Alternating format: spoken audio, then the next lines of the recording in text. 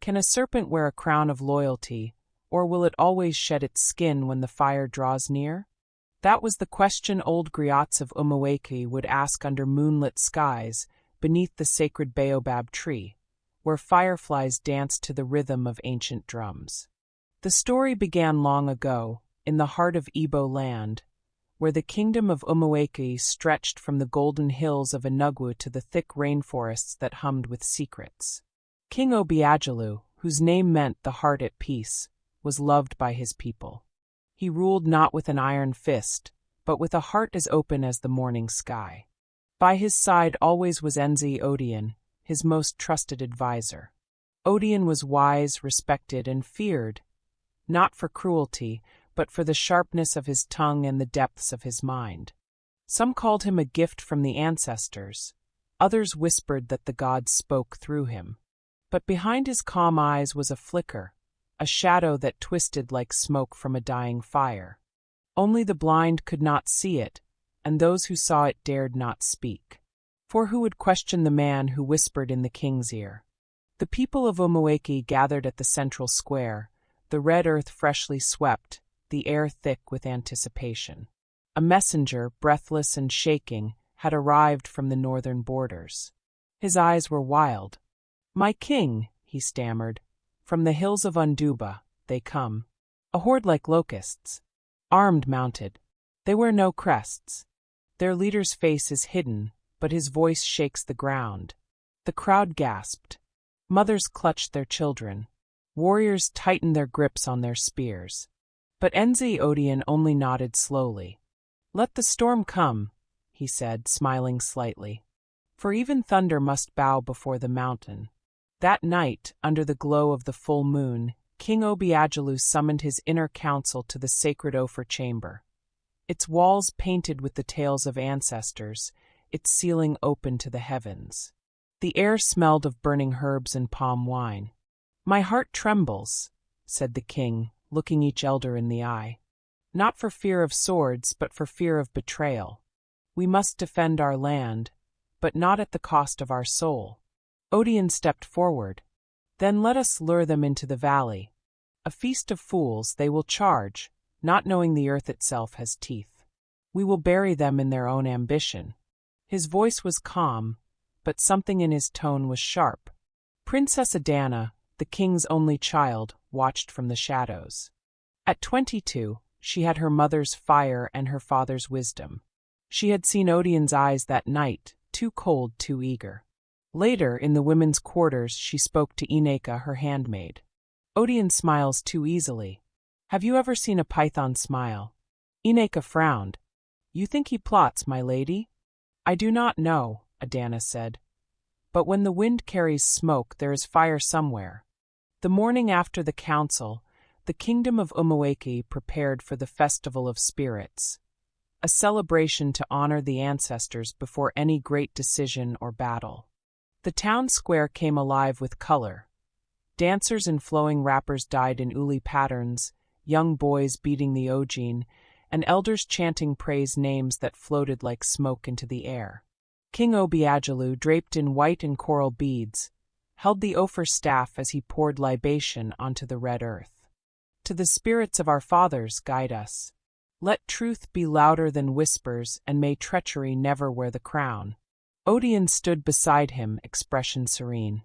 But when the masquerade known as Agbarlandu passed by, it suddenly paused before Odion and let out a shrill cry, an omen known among the elders to signal hidden shame. The drums fell silent for a heartbeat. That night, Adanna crept barefoot into the shrine of Ani, goddess of truth and justice. The air was thick with incense. She knelt before the carved wooden idol and whispered, "If Odion plots evil, reveal it. If I am wrong, let me fall." Suddenly, a breeze stirred the candles. One flame stretched unnaturally long, curling toward a small, ancient pot tucked into the shadows. Adanna rose and opened it. Inside, a scroll written in Insibiti. She squinted, deciphering the script. "He who trades peace for power shall be devoured by the fire he births." Her heart pounded. Was this about Odion? Or was she reading her own doom? Uzorchi, the kingdom's war captain, entered the palace with dirt still on his boots. "I have returned from the valley," he told the king. "There are fresh footprints, too many for a scouting party. They test our defenses." Odion spoke calmly. "Let them.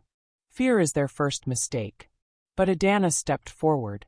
"Captain Uzorchi, were any of our warriors missing?" He looked at her curiously. "Yes, one. Ikenna, the young spearman, disappeared during the last watch." Adanna's eyes narrowed. "And who sent him on that watch?" Odion smiled. "I did, princess. Is it now treason to give orders in service of the crown?" The room fell quiet. Suspicion was no longer a seed. It had sprouted. The next morning, the air was still and too quiet. The usually vibrant palace courtyard felt like a painting with its sound stolen. One of the royal drummers, Umueke, was nowhere to be found. His drum was discovered lying on its side near the sacred tree of Allah, its hide slashed and the cowries scattered. No one touched it. Such a sign was considered an abomination. Uzorchi summoned the guards. "Find him. Alive or dead, Umueke does not vanish without reason." He looked over to Odion, who stood near the throne's pillar with folded arms. "And ask the elders what it means when a drum dies before war."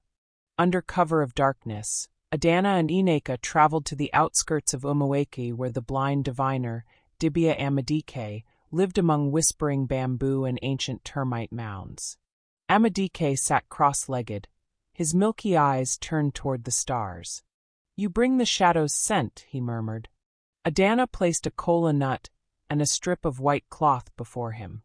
"Tell me, wise one, does evil sit near my father?" The Dibia cast the kola nut 4 times, each landing in a strange, unnatural way. "Your father's feet are planted in loyalty, but the hand that holds his robe carries a snake. The traitor sings lullabies in his ear." Adanna's blood ran cold. "Is it Odion?" The Dibia smiled, revealing missing teeth. "When the crow sings at dawn, you will know. Watch the river. Watch the crow." Determined to find proof, Adanna visited the palace archive. A cool, narrow room beneath the library, filled with brittle scrolls, carved tablets, and insibidi walls painted in layers over the years. With a lantern flickering, she searched for records of Odion's birth, his family, his titles. Something didn't align. His village of origin, Onwayahaya, had no record of a priestly family bearing the name Odion. Then she found it, a scroll sealed in beeswax hidden inside a cracked wooden drum. She opened it and gasped. Odion was not born in Umueke. He was a child of Unduba, the very enemy approaching the kingdom. That night, a storm rolled over Umueke. Thunder cracked the sky open while lightning danced across the palace rooftops. Inside her chamber, Adanna kept the scroll close, hidden beneath her mat. But danger, she knew, would not wait for morning. Ineka stirred in her sleep, but Adanna lay wide-eyed. She had to act. Yet before she could rise, a faint creak came from the corridor outside, soft, deliberate. She grabbed a wooden comb from her bedside and slipped to the wall. The door eased open. A figure cloaked in black stepped in, glint of a dagger caught in the lightning's flash. Adanna didn't scream. She ducked, kicked the stool hard. It hit the intruder's shin, he stumbled. She lunged, tore the mask from his face. It was one of the palace guards, his eyes wide with fear, his mouth sealed shut. The guard was brought before King Obiajalu at dawn. He knelt, trembling, with bruises across his jaw where Uzorchi had struck him. "Who sent you?" the king demanded. The man kept silent until Adanna raised the scroll. "Tell them, or this kingdom will burn in silence." "I don't know his name," the guard croaked. "Only that he wears black when he speaks, and that his voice is like honey over poison." Odion stepped forward. "Your Majesty, these are the ramblings of a frightened man. A desperate attempt to mislead us." But his hands were clenched tightly behind his back. Obiajalu looked between his daughter and his advisor. "Until the gods confirm the truth, this man shall be held, and no counsel shall be trusted until the festival of crows. Held only once in a generation, The Festival of Crows was believed to unveil the deepest truths hidden within a kingdom. It was during this sacred night that ancestral spirits were invited to speak through dancers possessed by their voices. The village square was covered in ashen feathers. Fires were lit in circles, and silent black-masked dancers weaved among them. A thick fog settled over the earth.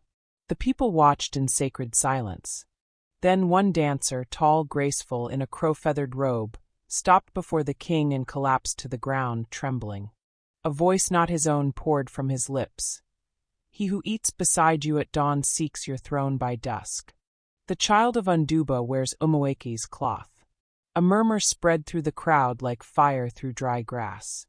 The king's gaze shot to Odion, but the advisor did not flinch. Instead, he smiled.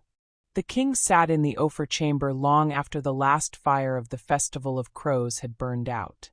The caws of real crows echoed in the trees outside, as if the spirits were not yet done speaking. Beside him, Adanna remained silent, her fingers wrapped tightly around the scroll that named Odion's true origin. "Odion," Obiagelu said slowly, "you have served me faithfully for years. But even a mask worn too long begins to melt in the sun. What truth do you carry in your blood?" Odion stepped forward, his robe trailing like a shadow.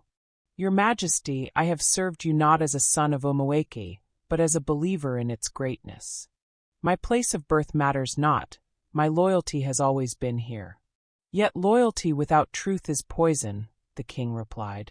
That night, as guards kept silent watch outside his chamber, Odion sat cross-legged, speaking into the wind.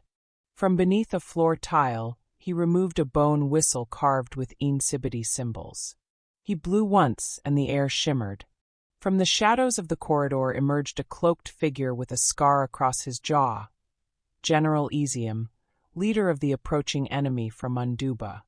"You risk much by coming here," Odion said. Ezium grinned. "You called old friend. Our deal stands. When the gates fall, you sit on the throne, and I take the borders. Is the king ready to die yet?" Odion's eyes glinted. "Soon. Let the crow cry once more, then we strike." In the early hours of dawn, a boy named Chibik, barely 10, a palace errand runner, woke screaming from a dream. His mother rushed to his side. "I saw the fire," he gasped. It came from the throne room, and the king was inside, but his shadow was wearing Odion's face. His mother, a palace cook, ran straight to Adanna with the tale. Adanna placed a hand on the boy's shoulder. "Chibik, dreams are windows. You've seen what the spirits wish to show. Tell me every detail." The boy described Odion's robe soaked in blood, a lion-headed staff raised over the burning palace, and a river that turned black. Adanna looked to the east. "Then we have little time." Princess Adanna met with Captain Uzorchi in the shadowed courtyard just before the first light of dawn. The air was damp, the scent of rain clinging to the wind. Uzorchi stood tall, his hand resting on the hilt of his machete, his brows drawn into a frown. "He's plotting with the enemy, I'm sure of it," Adanna said, her voice low but firm. "Odion is not who he claims to be. He summoned a man last night, one with a scar across his jaw. General Ezium." Uzorchi's face darkened. "If that is true, then we have vipers in our nest. We must act before the strike comes. But how do we expose him without tearing the kingdom apart?" Adanna nodded slowly. "We gather the king's loyal few. And when the moment is right, we bring the truth to light." On the night of the harvest moon, Adanna approached her father in the royal garden, where he often sought peace among the ogilisci trees. He was feeding the white doves, but his face looked older than it had days ago, creased with doubt. "Papa," she said softly, "I know it hurts, but we must prepare. Odion is not your friend." The king looked at her for a long moment. "He has been beside me since your cradle was first laid. If he is a traitor, then I have been a fool." Adanna took his hand. "You are not a fool, Papa. A heart that trusts is not weak. But a heart that ignores its dream is blind." Obiagela nodded, the doves fluttering up around them. Then let us see with open eyes. If the crow sings at midnight, so shall the truth speak by dawn.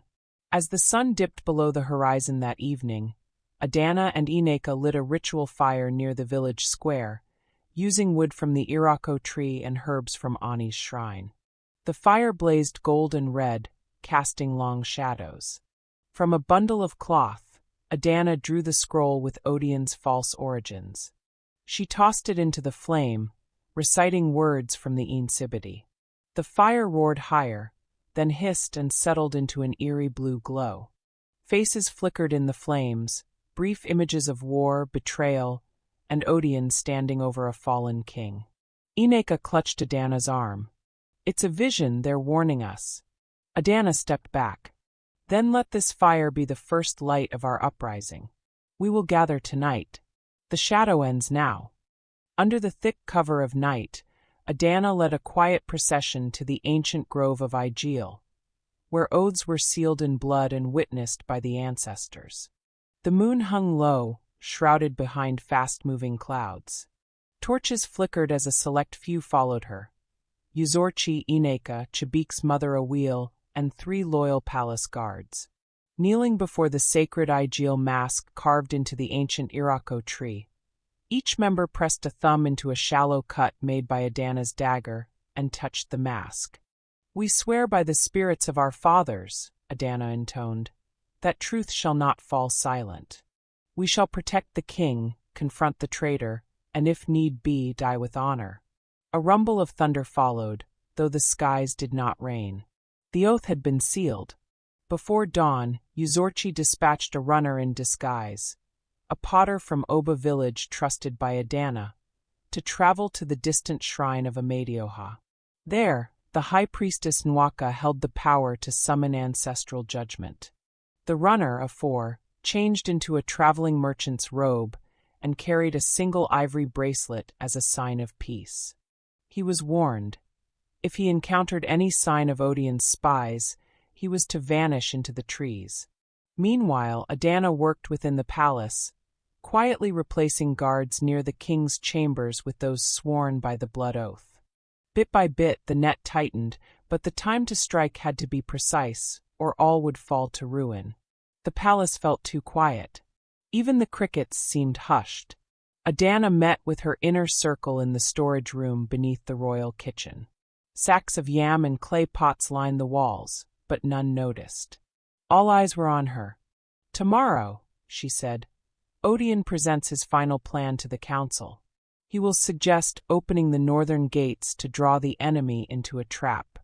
But the trap is for us. How do we stop him? Asked Awil. We don't, said Uzorchi. Not until he reveals his hand. Then we strike. Adanna nodded. We wait for the sign. The crows cry at midday. Outside, perched high in the trees, a single black crow watched the torchlight flicker below. It did not caw. Not yet. Morning broke with a golden haze, but within the Ophir chamber, light could not reach the tension hanging in the air. King Obiajalu, dressed in solemn brown and ivory robes, sat upon the carved throne of his ancestors. Around him the council gathered. Odin stood to the king's right, his eyes calm, hands folded in front of him. My king, Odin began smoothly. Our scouts report that the northern border remains weak. If we invite the enemy in, allow them to think they hold advantage, we can trap them inside the forest gorge where fire and arrow await. Murmurs swept through the room. Some elders nodded, but Adanna stepped forward. And if they do not fall for the bait? If the gates are opened and the trap is reversed? Odin smiled faintly. Then the gods are no longer with us. Outside, the sun reached its zenith. As silence fell in the Ophir chamber, a piercing caw shattered the stillness. It came from above, from the sacred rooftop tree beside the bell tower. The crow had cried. Adanna's eyes locked with Uzorchi's across the room. The time had come.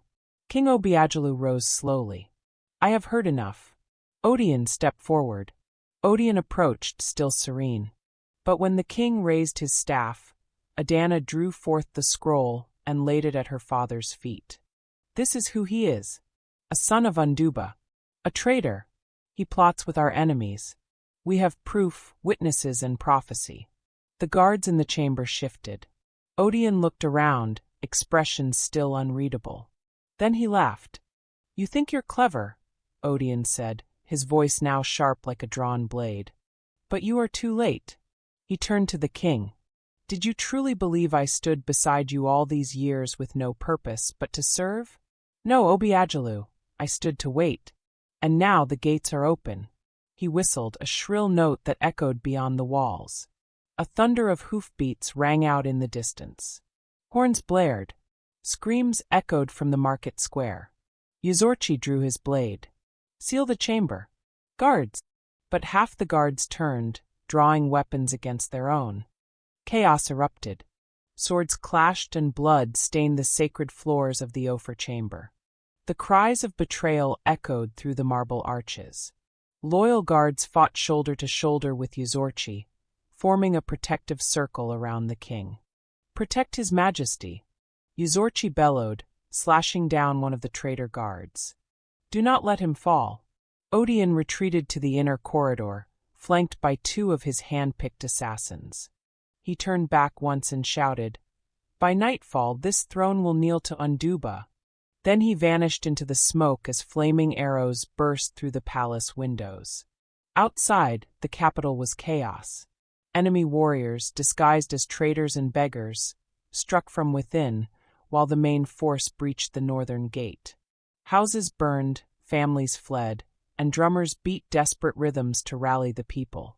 Adanna, now armored in leather dyed crimson and gold, rode beside Yuzorchi toward the city's heart. We split our forces, she ordered. You guard the palace. I take the shrine. If they seize Ani's altar, they will crush the spirit of Umueke. Yuzorchi nodded grimly. May your ancestors shield you. As Adanna galloped into the flames, the crow from the rooftop flew overhead, circling once more. Its cry pierced the sky, trailing behind her like a war drum. Within the palace, King Obiajalu stood surrounded by burning curtains and shattered statues. The battle pressed closer. He held the Ophir staff in one hand and a ceremonial blade in the other. Yuzorchi approached. Your Majesty, we must move. We can hold the inner court, but not for long. Obiajalu placed a hand on the captain's shoulder. I will not run. My blood was poured into these stones. Let it be spilled upon them if need be. Then, from the shadow of the broken wall, Odion stepped forth again, sword in hand. The two oldest friends locked eyes. Obiajalu, Odion said, voice almost gentle, yield, and I will spare your daughter. The king raised his blade. Then you never knew me at all. The storm of battle quieted as Odion and King Obiajalu faced each other in the burning ruins of the throne room. The air crackled with heat, and cinders danced like fiery spirits around them. Odion gripped his sword tightly, his eyes unreadable. You were like a father to me, he said, circling slowly. But fathers grow old. Weak. It is time the kingdom was reborn. Obiajalu raised the ceremonial blade. Reborn in blood? Then may the gods judge us both. They clashed, steel against steel, a storm of strikes and deflections. Odion fought with ruthless precision, while Obiajalu wielded not only his blade, but the weight of justice and pain. A deep cut opened on the king's arm, but still he stood. You cannot win, Odion hissed. I don't need to, the king gasped. I only need to hold you, long enough. As Odion prepared for the killing blow, a sharp wind tore through the chamber, snuffing out every flame. A booming voice echoed. Enough! From the archway stepped a tall woman draped in white and blue, the high priestess Nwaka of Amadioha. Her staff struck the floor once, and lightning arced across the ceiling. All truth shall now be revealed, she declared. No sword shall strike until the gods speak. Odion turned pale. You have no place here. This is a kingdom of men. And yet, she said, eyes glowing, you knelt once before the gods of Umueke. You swore falsehood in their name. Now face their wrath. The floor cracked. From it rose a shimmering vision. Odion standing with General Ezium, sealing the pact of betrayal. Gasps filled the chamber. The vision faded. Odion backed away, sword lowered. No! No, this is an illusion. Lies! Obiagelu stepped forward, blood still dripping from his arm. It is true. And it ends now. With the strength of his ancestors, the king thrust his blade forward. Odion lunged too late. Obiagelu's blade pierced his chest. Odion staggered, gasping. Peace was never enough, he whispered, collapsing onto the floor, his eyes fixed on the crumbling throne. The palace fell silent. Outside, the crow cried one last time and took flight toward the dawn. Smoke still curled from the palace rooftops, mingling with the morning mist that settled over Umueke like a burial shroud. The people wandered silently through the ruined courtyards, some in shock, others weeping. Princess Adanna stood with Ineka at the palace gate, her crimson and gold armor now smudged with ash. We won, she said softly. But at what cost? The wounded lay on mats, tended by healers. Families gathered around the fallen. Yuzorchi limped forward, his arm in a sling. The city is secure. The northern gate has been sealed. General Ezium fled with the remnants of his force, but not before we took back the shrine. Adanna nodded, but her eyes searched the horizon. We must rebuild, but the heart of Umueke will never be the same. In the great hall, now stripped of splendor, King Obiagelu sat on a stool carved from the old throne wood. His bandaged arm rested in his lap. Adanna entered and knelt before him. You saved us, he said, lifting her chin. Without your courage, we would be lost. She shook her head. You stood your ground. You faced the one you called brother. That strength comes only from a true king. He smiled weakly. Then let the time of peace come, not through trust in men, but through wisdom passed on. I will name you Queen Regent. I can no longer rule as before. Adanna's breath caught. Papa! He placed the ophir staff in her hand. Let Umueke rise from fire, not forget it. Let every child remember this tale, not just the fall of Odion, but the courage to seek truth. Many moons later, the griots of Umueke gathered once more beneath the sacred baobab tree. Children sat wide-eyed as the drums beat slow and deep. Who was the king's most trusted man? One asked. A shadow with honeyed words, the griot answered. But remember this, when loyalty becomes a mask, even the closest hand can strike the deepest blow. And as fireflies lit the night sky, the griot looked to the stars and whispered. Yet from the ashes of betrayal rose a queen who listened to the whispers of crows, the wisdom of children, and the truth of her own spirit. Thus the tale of betrayal, blood, and rebirth passed into legend. And still the crows cry, not in mourning but in warning.